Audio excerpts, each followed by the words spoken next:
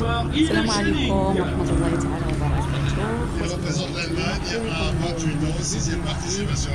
اليوم غنحرصوا بزاف شات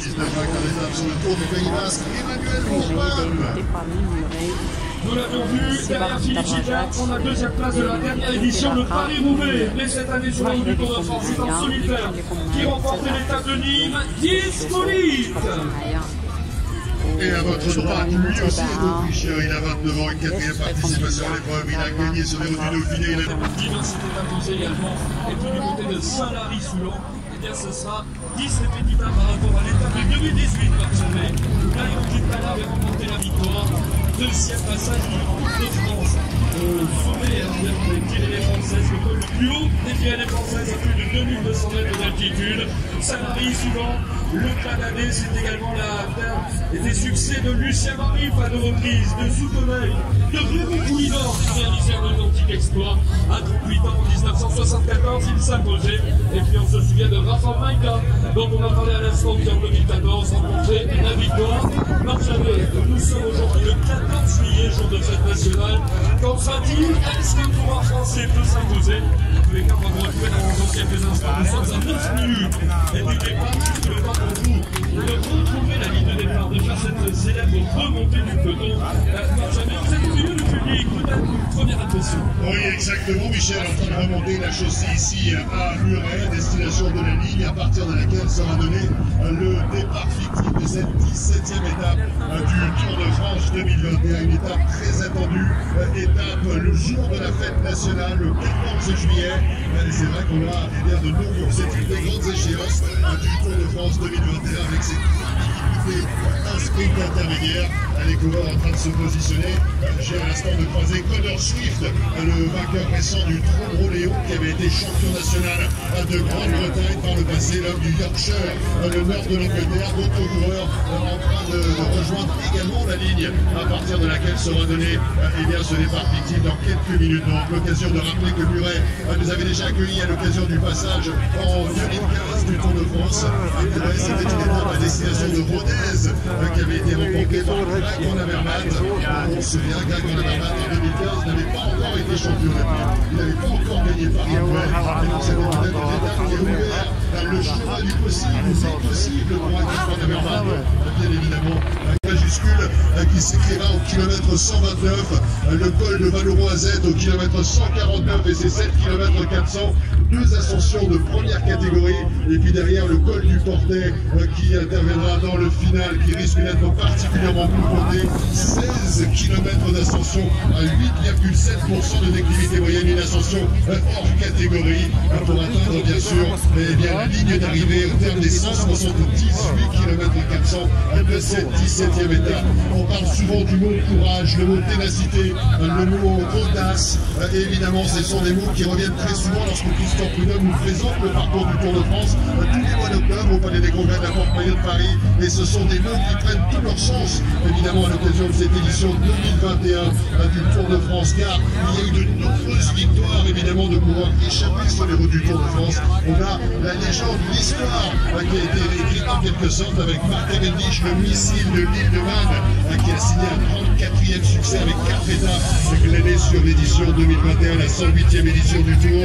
Arrivé à l'instant de Walter Pouls, qui le retrouve sur la ligne, le porteur du maillot à poil, le meilleur grimpeur, parrainé par la marque Leclerc, à Walter Pouls, qui adore les conditions météorologiques analogues à celles que nous connaissons aujourd'hui. On se souvient de sa victoire à Liège-Bastogne-Liège en 2016. Il faisait extrêmement froid, à des conditions météo très compliquées, même service sur les routes du Dauphiné, lorsque Pouls s'était imposé au sommet de Pipet. Là aussi, il y avait une pluie absolument incroyable.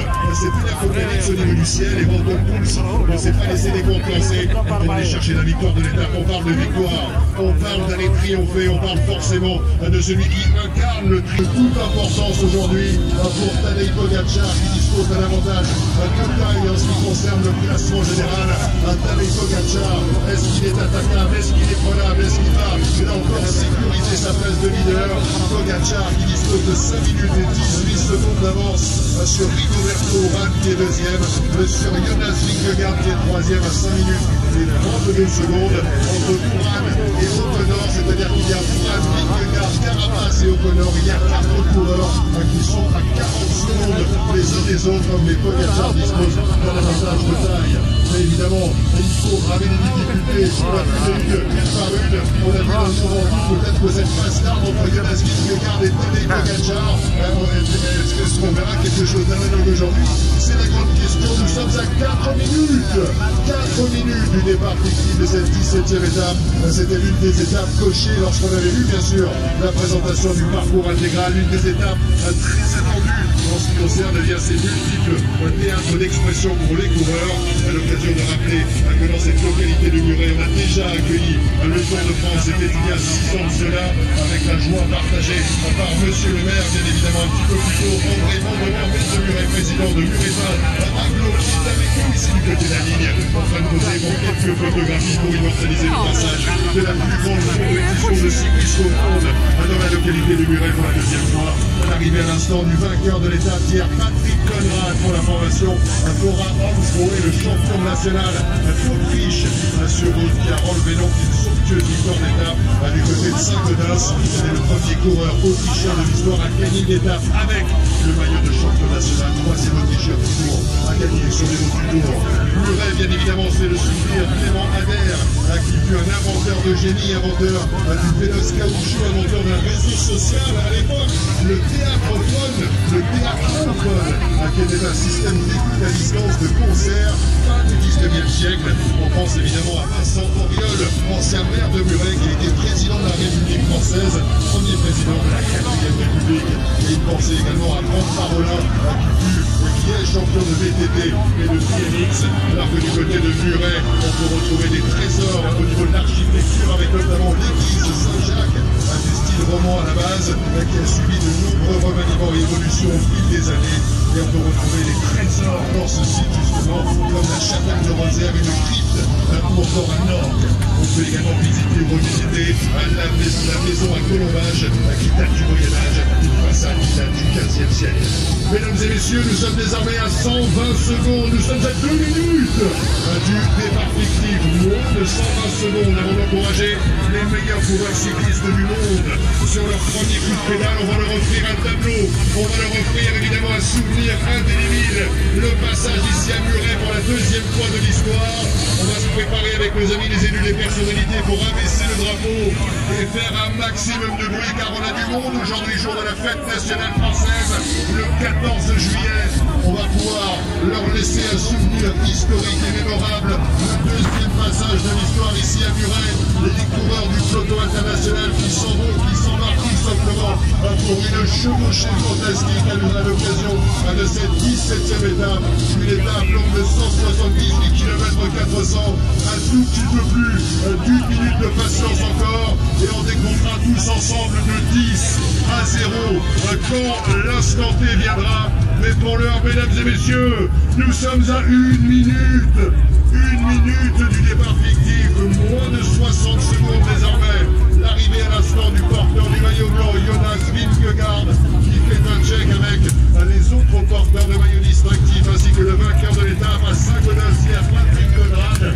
On est en train de s'organiser au niveau du peloton international, avec la musique, avec le public de Muret qui va faire un maximum de bruit dans une trentaine de secondes. On compte sur vous, Muret, pour décompter tous ensemble. Mesdames et messieurs de Muret, est-ce que vous êtes là tout le temps? Est-ce que vous êtes là? Allez, on se prépare dans une dizaine de secondes tous ensemble pour les envoyer dans les meilleures conditions possibles, qu'ils aient un souvenir indélébile de leur passage à Muret. Dans 10, 9, 8, 7, 6, 5, 4, 3, 2, 1, 0. Vive la France!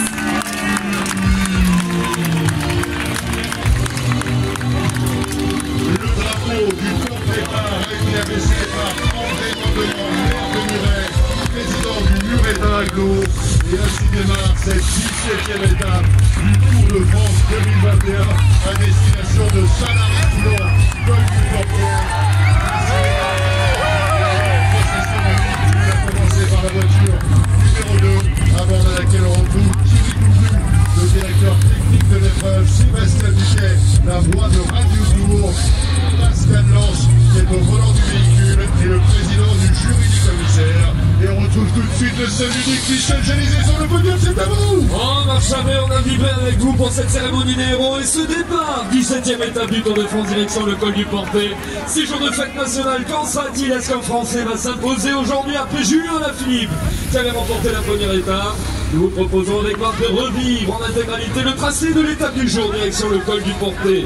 Le col du Portet, c'était évidemment le final déjà en 2018 remporté par Nairo Quintana. Plus de 100 km dans la plaine, direction les Pyrénées, direction le sud. Nous passerons par Saint-Gaudens où hier s'est imposé un champion autrichien, le champion d'Autriche en titre, Patrick Conrad. Direction ensuite Lourdes-Barousse où nous aborderons les premières rampes du col de Peyresourde après avoir notamment traversé Bagnères de Luchon pour un sprint comptant pour le maillot vert parrainé par Skoda. On se souvient d'un victoire de Christopher Froome en 2016, celle de Julien Alaphilippe c'était en 2018. Le col de Peyresourde à 1569 mètres d'altitude sera la première difficulté. Nous irons ensuite donc dans la vallée du Louron, Val-Louron AZ pour sa deuxième difficulté classée en première catégorie. La descente dans la vallée d'Or avant d'aborder les premières rampes de Saint-Lary-Soulan après le plein d'années où s'était imposé après 40 ans vraiment Poulidor. Direction le col du Portet pour le col le plus haut des Pyrénées françaises, 2215 mètres d'altitude. Ascension en hors catégorie, il y aura pas moins de 37 km d'ascension dans les 65 derniers kilomètres de cette étape. On rappelle que ce sont les mêmes